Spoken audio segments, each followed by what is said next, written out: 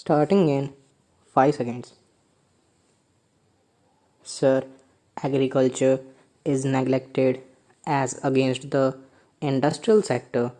If we say about investment, about encouragement given to the industry and the agriculture, and a comparison between them will show that agriculture is being discriminated as against industry amongst agriculture itself in the irrigated area and non-irrigated area there is a vast difference. All benefits like fertilizer subsidy and cooperative credit, all these benefits which are supposed to be given to the agriculturist are supplied to the irrigated sector, and the agriculturist there alone get those benefits. In non-irrigated area where the agriculture is rain fed or where it is all dry land farming, they are not properly treated, they are not being properly looked after. The government is totally negligent so far as that sector is concerned. So far as the drought prone areas are concerned in our country, there are areas where there is drought repeatedly. In some states, they had drought once, twice, or even continuously for some years, and now in Maharashtra, Karnataka, and in some other parts of the country, there has been drought repeatedly, no once or twice, but continuously every year. But the government has not done anything what it should have done there. The government of Maharashtra has asked for rupees 150 crores. So far as the drinking water is concerned, assistance to the agriculturist is very meager and they are suffering because their crops have been lost, and the government has hardly given rupees 25 crores or rupees 30 crores, and because of this insufficient assistance, the work which has to be done to meet the scarcity condition in Maharashtra is not being done properly. I would urge upon the government that this should be looked into and permanent measures to remove these conditions in those drought prone areas should be taken. How those problems can be solved, how a particular investment has to be made, all these have to be looked into. Certain allocation has to be made because in those drought prone areas the allocation has to be made because in those drought prone areas the allocations are very scarce. This is not fair. Unemployment problem has been discussed at length here, so I will not say much about it.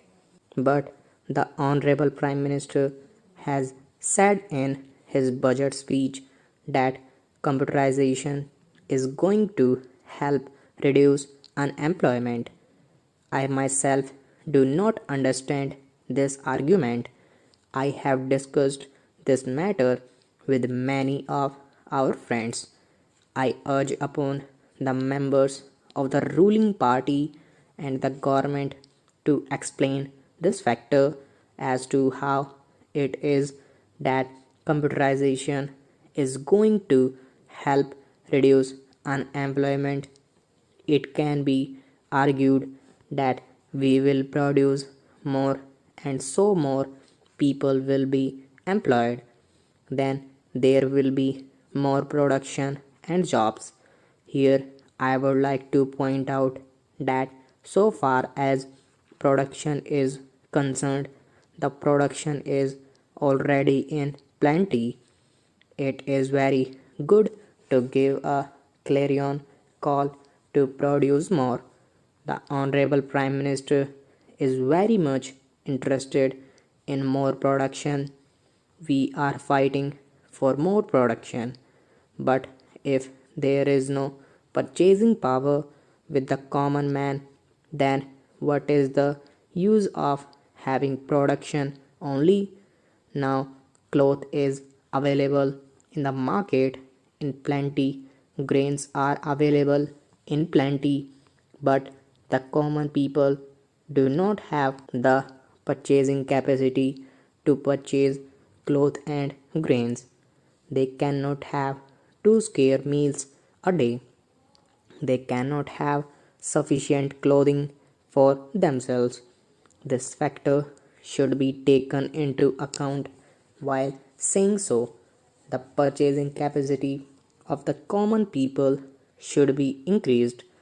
I would like to draw the attention of the government to an important issue which has been pending since 1956.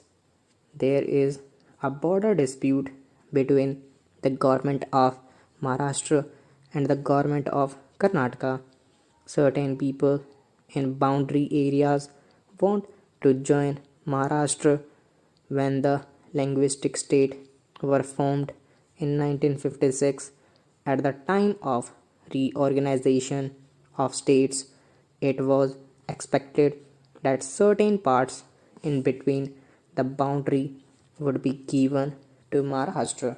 Since then, these people are expressing their desire that they should be allowed to join Maharashtra. So far as democracy is concerned, in democracy, the will of the people is more important. Since 1956, in all elections, they have expressed their desires by winning the elections to join Maharashtra. But till now, justice is being denied to them.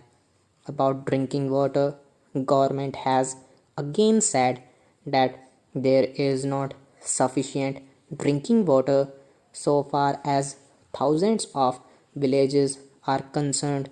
It is very disappointing that even after 50 years of independence, we are still not able to provide sufficient potable water to the villagers. For bigger cities like Bombay, drinking water is being brought from hundreds of miles by laying big pipes. But so far as villages are concerned, they are being neglected. In Maharashtra, more than 25,000 villages are suffering from want of potable water.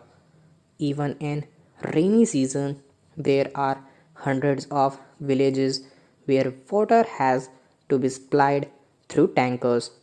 I would urge upon the government to look into this matter. Stop. Starting in 5 seconds. I am grateful for the opportunity that has been afforded to me to meet you this afternoon. During the last 4 or 5 days, I have been visiting places which have afforded solace to millions and millions of people for ages past and which are going to afford solace of a similar kind to generations yet to be born. While visiting these places, I have also seen the great architecture which is a specialty of these parts, the like of which you do not see in that part of the country from which I come. I have been reminded time and again for the greatness of those who conceived the idea of erecting these temples of those who actually worked on them and ultimately succeeded in creating these works of perfect art. And I must confess that I feel somewhat jealous because I cannot find that kind of thing in the north to compare with these great things in the south. I do not regard them or regard you as different from me or from that part of the country from which I come. Therefore, I feel that our ancestors, our seer and sages, in their great wisdom, have bound us all together by silken ties, which time vicissitudes, foreign invasions, and political upheavals have not been able to cut asunder. And today, India, right from Kanyakumari to Kailash, is one, and God willing, shall ever continue to remain one.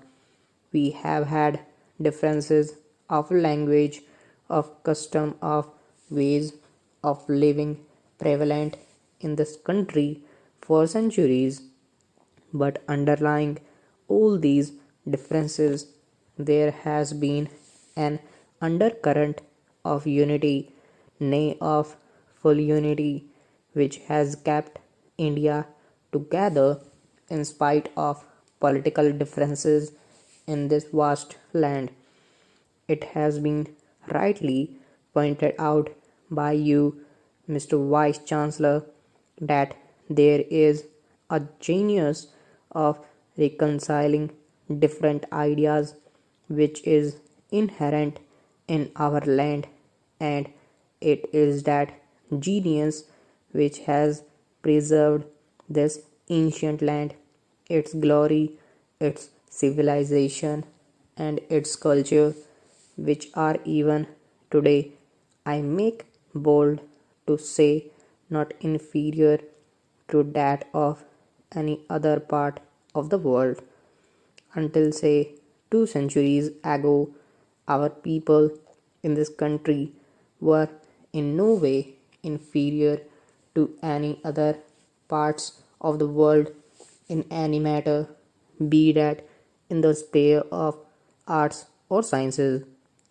During the last 2 centuries or so, fallen far behind others now, with the achievements of material sciences, there is a journal stamped in favor of material things. We are sometimes in a hurry to discard things which have come down to us from generations past simply because we cannot reconcile them with modern things. But I say, with respect to all friends who hold that view, that the scientific spirit requires that nothing should be discarded and nothing should be accepted without examination or analysis, and I plead that there is much in our past which has to be studied and examined, the true meaning of which has to be appreciated, and when that is done, I have no doubt in my mind whatsoever that we shall never have reason to feel sorry later.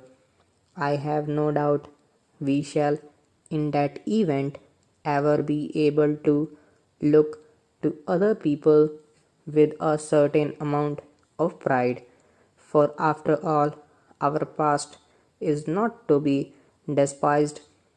It is something which can inspire the present and the future. Today, the world is passing through a great crisis. Technical achievements in science have reached a stage where, unless and until They are controlled and guided by moral and spiritual forces. They will destroy themselves and the world. And there it is that our great heritage can play its part. But can we do that today? I am afraid not. We have to acquire that position for ourselves by reviving something of the past, by modernizing it and adapting it to modern conditions, and also by adopting something of the modern world to equip ourselves for that great task. Unfortunately, a great leader who understood the significance of the past and the significance of the modern world is no more with us.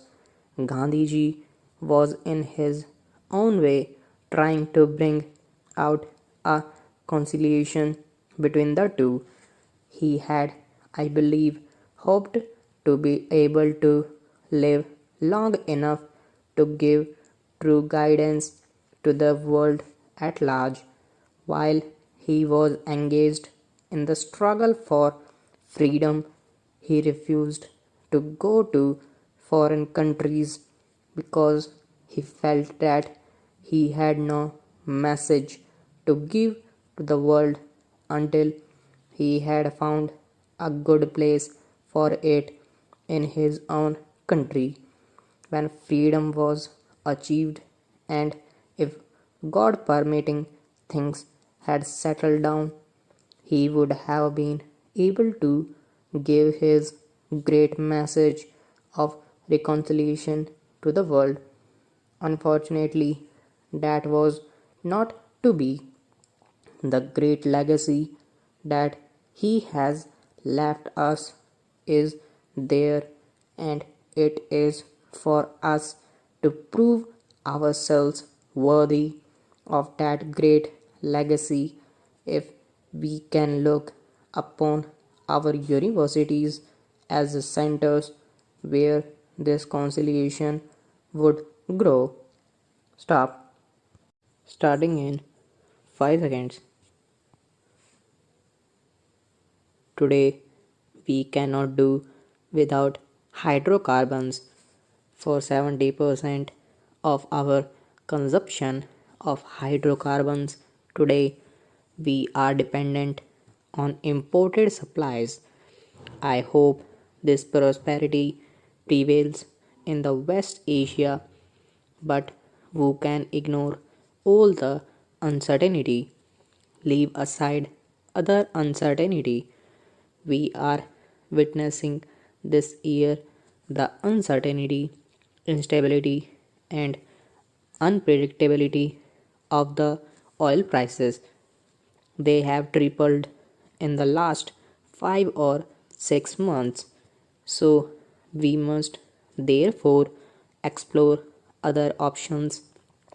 The resolution which led to the establishment of our Atomic Energy Commission and our country will be extremely grateful to Prime Minister for having the vision to recognize the role of science and technology, particularly atomic energy, in managing the future needs of our country, laid the greatest emphasis on the use of atomic power for generation of electricity. If we want energy security, we have to rely more on nuclear energy. All over the world, nations like Japan and France, which are short of raw material, rely heavily on nuclear energy. I do believe that while we must develop coal, we must develop hydropower, we must develop renewable sources of energy to widen our development options for the future, and we must have an equal access to commercial energy which is environment friendly. The NPT exists, but we all know, for example, the loopholes that exist and how, despite the NPT proliferation has taken place in our own neighborhood, I could not, in the present stage, ask President Bush or the US government that they should remove all restrictions on trade in nuclear assets. They said that there is such a thing as civilian and there is such a thing as military. We are willing to help you to augment your energy resources for use of your development, but military purposes are in other kettle of fish.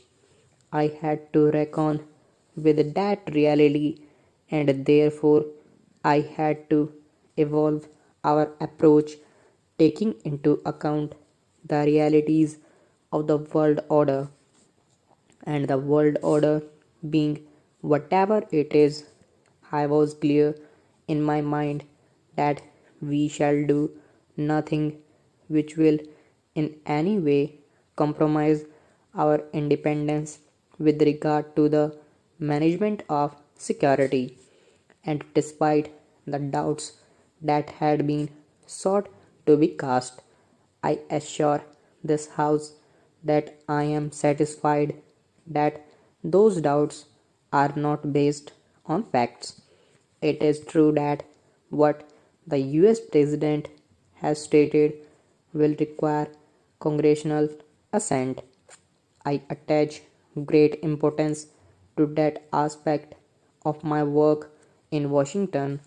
When I was in Washington, three or of our top meteorological scientists came to me and said India's meteorological system require a sea change if we are to take advantage of what is happening on the frontiers of relevant scientific subjects.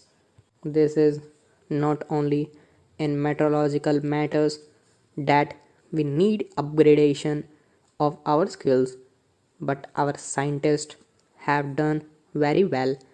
We are proud of their achievements, but human knowledge is increasing at a pace which was unthinkable even 10 years ago. Therefore, we need increased contacts between the academic institutions, the research institutions, between the scientists of our two countries, and for fortunately, therefore, there are today in all major US research centers, whether you go to the IBM laboratory or you go the university, bright young Indians are operating on the frontiers of the knowledge. I think this is the brain reservoir we must tap, and during this visit, it was my effort to tap that potential reservoir for our country, and that is an aspect which I would like to emphasize. We have reached an agreement, a framework agreement on science and technology development in frontier areas. The United States now recognizes India as a space leader. I hope possibilities of cooperation will occur which will do us credit. This was yet another aspect of my work, and what we achieved is mentioned in the joint statement.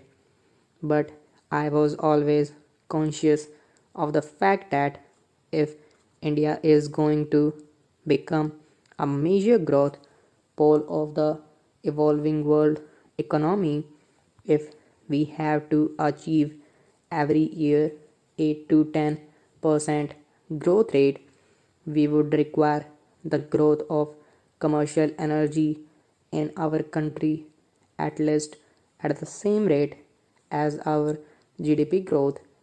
In fact, in our country, the demand for commercial energy is going to increase at a much faster pace. Why do I say this? Because in our country, two revolutions are taking place simultaneously at one go under the impact of modernization. The subsistence rural economy is shrinking. Therefore, old traditional ways of meeting energy, firewood, household fuels, they are giving place to the increasing demand even in the rural sector for modern commercial energy. And secondly, as we grow, as we industrialize, as we urbanize, there is that increase in demand for commercial energy.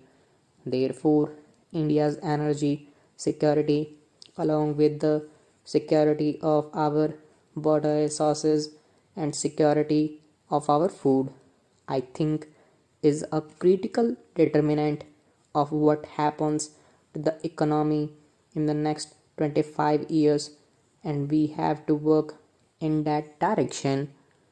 Stop. Starting in 5 seconds. Universities, which can be termed new in the sense that not even half a century has passed since their establishment. This university, except the Banaras University, may perhaps be said to be the oldest, but it was only a little time ago that it assumed its present form, and from that point of view, it may be said to be the youngest of the new universities. Naturally, its traditions have not yet become so rigid as to make it difficult for it to move in any direction it chooses for itself. I therefore expect it to maintain a system of education which would enable it to fulfill all the purposes which education has in the life of man.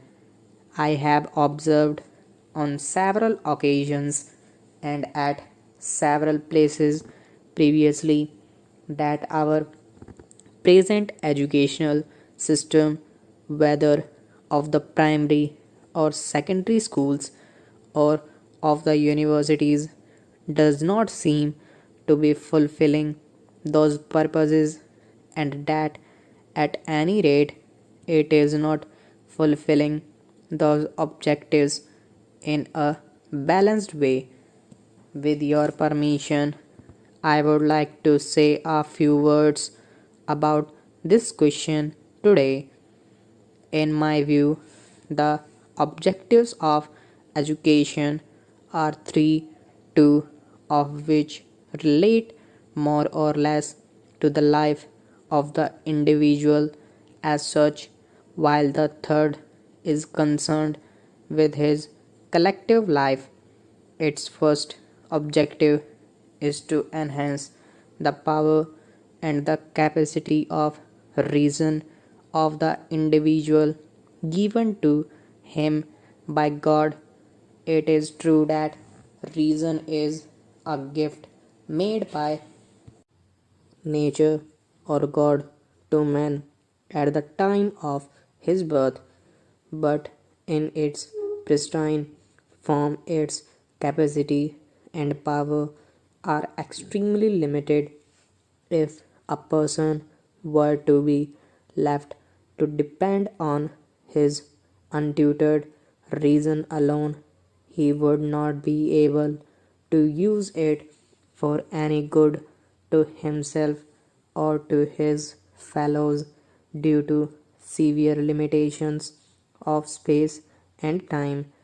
But if this rational faculty is enriched by the accumulated experience of the past generations, its power and capacity are increased very greatly, for then the individual is able to grasp numerous truths of great utility relating to himself and the animate, the inanimate, and world around him, which he could not possibly have learnt by means of his own unaided reason because of other reasons. The second objective of education is to train the senses of every individual human being as will enable him to employ them for fulfilling successfully all his physical and other needs. While knowledge is no doubt essential for a proper employment of these organs, their practical training is also necessary for the same purpose. However vigorous or energetic a man may be, he cannot effectively undertake any work unless his bodily organs are also properly trained and have some experience of that kind of work. The third purpose of education, in my view, is that it should evoke in the individual the qualities necessary to enable him to live and work with his fellow beings, whether a person likes it or not. He has to live in society. No one can wholly retire from the world and live in an isolated cottage of his own. The life of complete solitude is nothing but a beautiful fancy of the poet.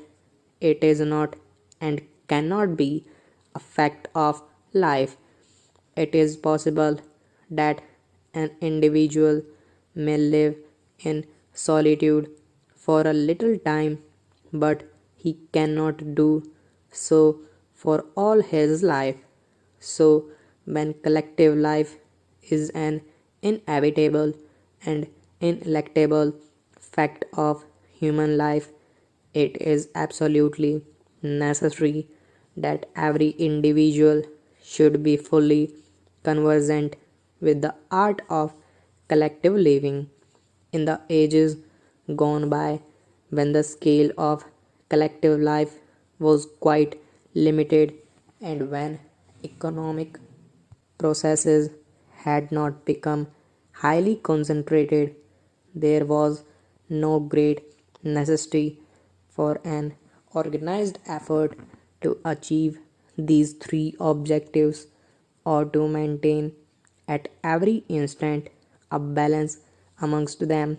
But today, when the scale of collective life is almost worldwide and when economic processes have become concentrated beyond imagination, it has become highly necessary to make intense efforts to help the individual realize these objectives in his life, not only in the realm of mind but also in that of action.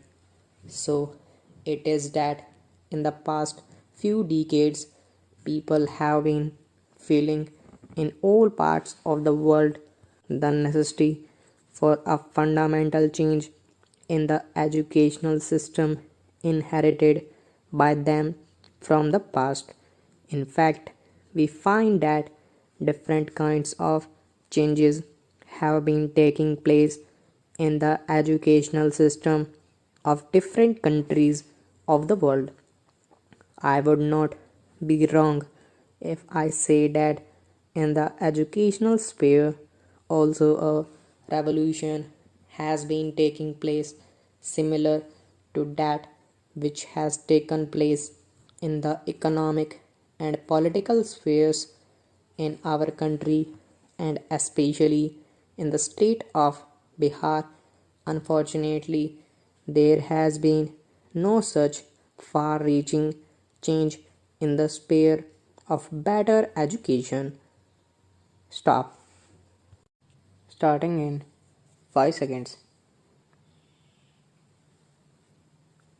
First of all, I am beholden to your foundation for having given me this opportunity to be with you here this day.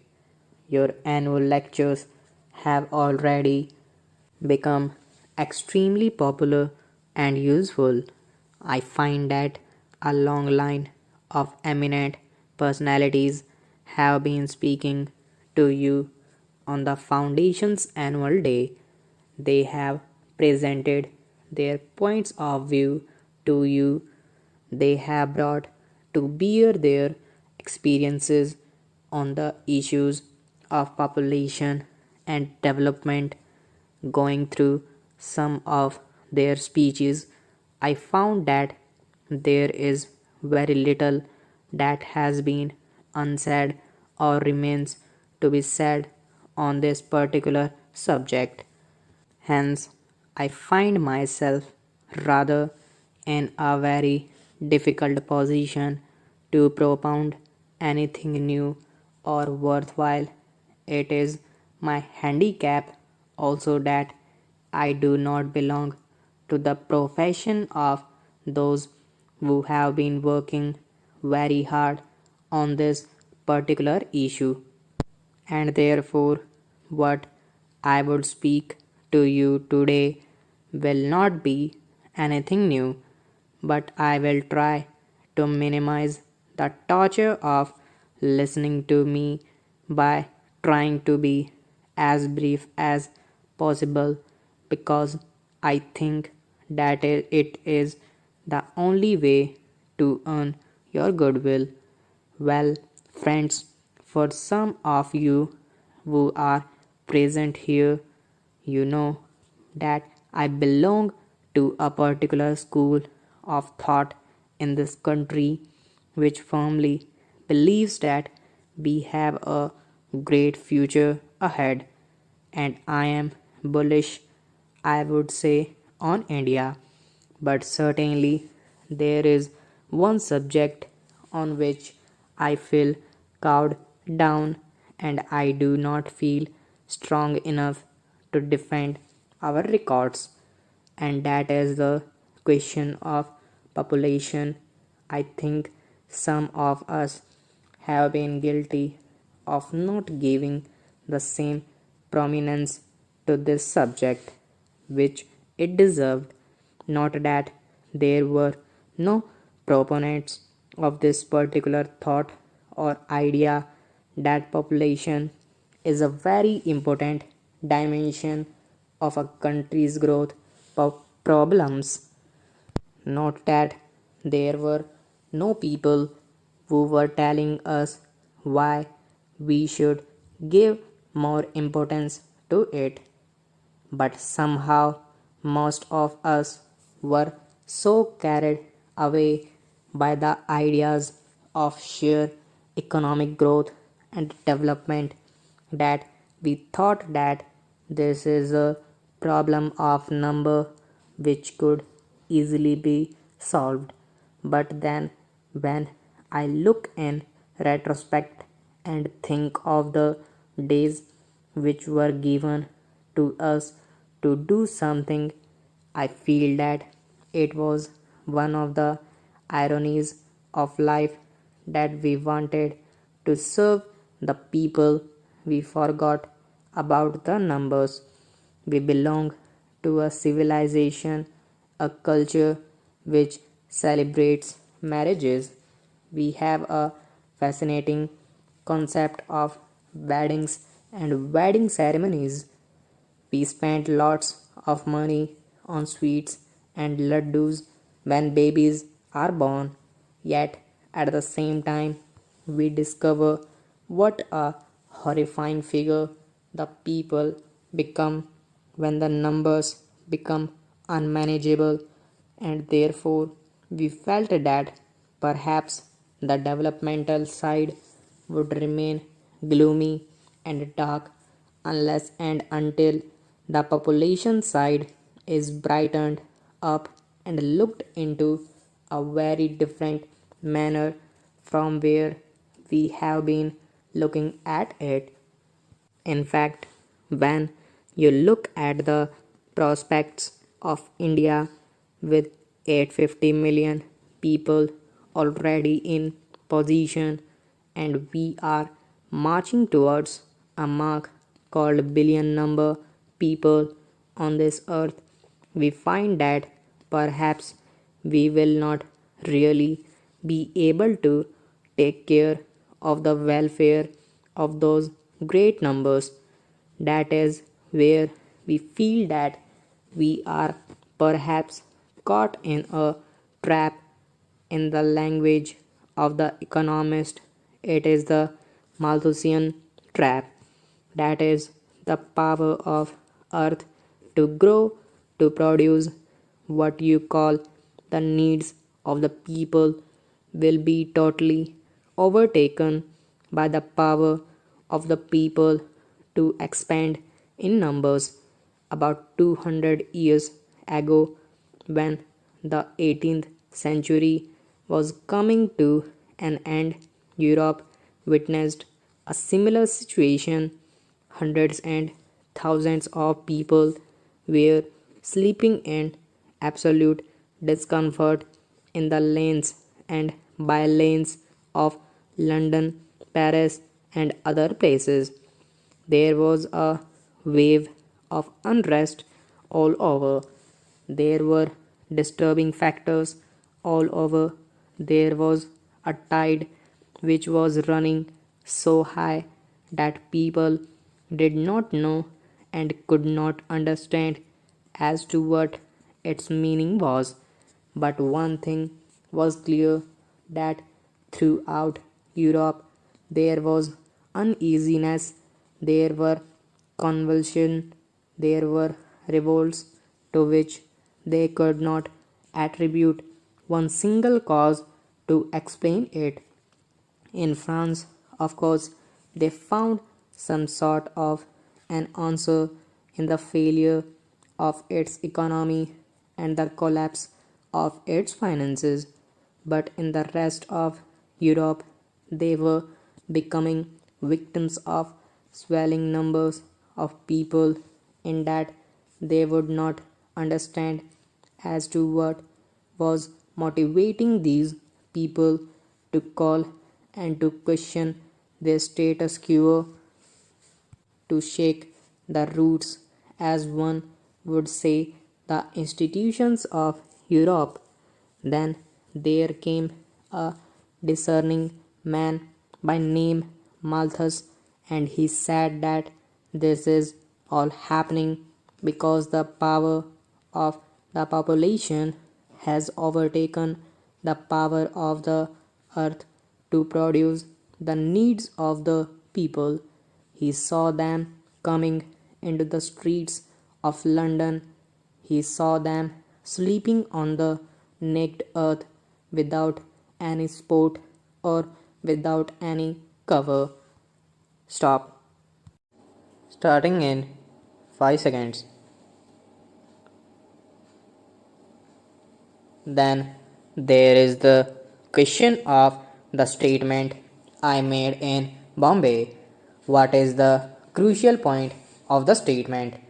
I had said at the Amritsar Congress and at various other places repeatedly that Bombay would be given an opportunity to decide by some democratic process what it should do and where it should go.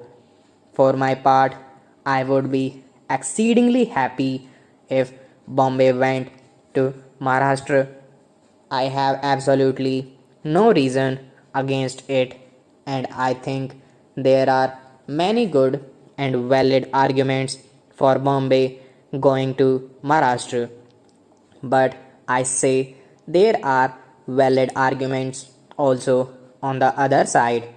In this difficulty, we thought that the best way was to allow Bombay to decide. It may be done even now, but as I pointed out, the conditions have been such and so much passion has been aroused that it is not yet the right time to decide it. Let things cool down.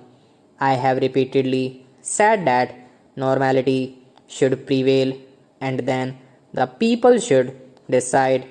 I do not mean that you will necessarily have a referendum and all that, but if there is a good temperature atmosphere, I have no doubt that it would be far simpler to settle this matter without any such cumbersome procedure. I was hoping for that, and I still hope for that. At the meeting of the All India Congress Committee in Bombay, I was not, to my thinking, making any announcement of a great decision. I was merely stating what I had stated repeatedly, my view, and I am somebody after all. A prime minister is a prime minister and he can lay down the policy of the government. I know something about democratic procedure. I know something about party procedure.